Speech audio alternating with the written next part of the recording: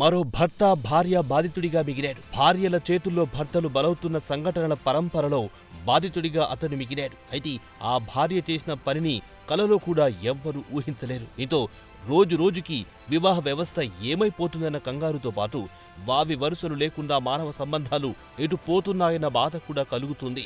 ప్రియుడి మోజులో పడుతున్న కొందరు మహిళలు చాలా దారుణంగా వ్యవహరిస్తున్నారు. ఎంతటి ఘాతుకానికైనా తెగిస్తున్నారు అనడానికి నిలువెత్తు నిదర్శనంగా నిలుస్తుంది ఈ సంఘటన.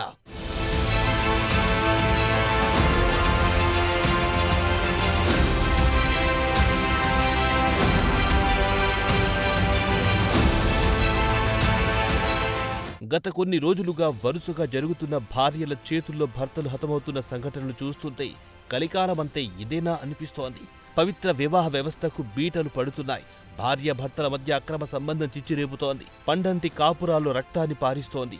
ఒక్కో ఘటన చూస్తుంటే పెళ్లి చేసుకోవాలంటేని యూత్ భయపడేలా ఉన్నాయి. ఇక భార్యకు అక్రమ సంబంధం ఉందని తెలిస్తే చాలు తమ ప్రాణాలకు భరోసా లేదని భర్తలు ఫిక్స్ అయ్యే దుస్థితి దాపురించింది. ఇక ఈ క్రమంలో బీహార్లో దారుణం చోటు చేసుకుంది.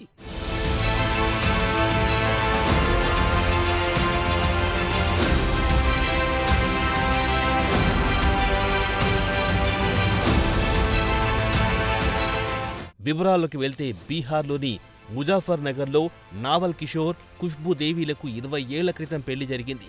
వీరికి ఓ కొడుకున్నాడు. అయితే ఖుష్బూ దారుణానికి పాల్పడింది.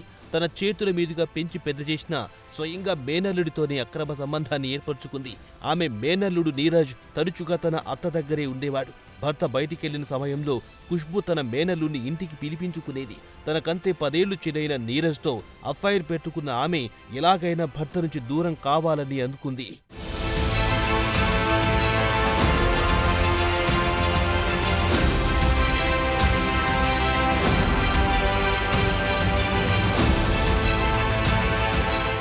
ఇక భార్య ఖుష్బూకు ఆమె మేనల్లుడితోనే సంబంధం ఉందన్న విషయం భర్త నావల్ కిషోర్కు తెలిసి గొడవలయ్యాయి. దీంతో మేనల్లుడితోనే వెళ్లిపోవాలనుకున్న ఆమె భర్తను కొట్టి చెయ్యి విరగొట్టింది. 50,000 రూపాయల నగదు, 1,00,000 విలువైన నగలు, భూమి పత్రాలతో పాటు కొడుకును తీసుకుని నీరజ్తో వెళ్లిపోయింది. దీంతో బాధిత భర్త పోలీసులకు ఫిర్యాదు చేశాడు. తన భార్యని తిరిగి తీసుకుని రావాలని పోలీసులకు విజ్ఞప్తి చేశాడు.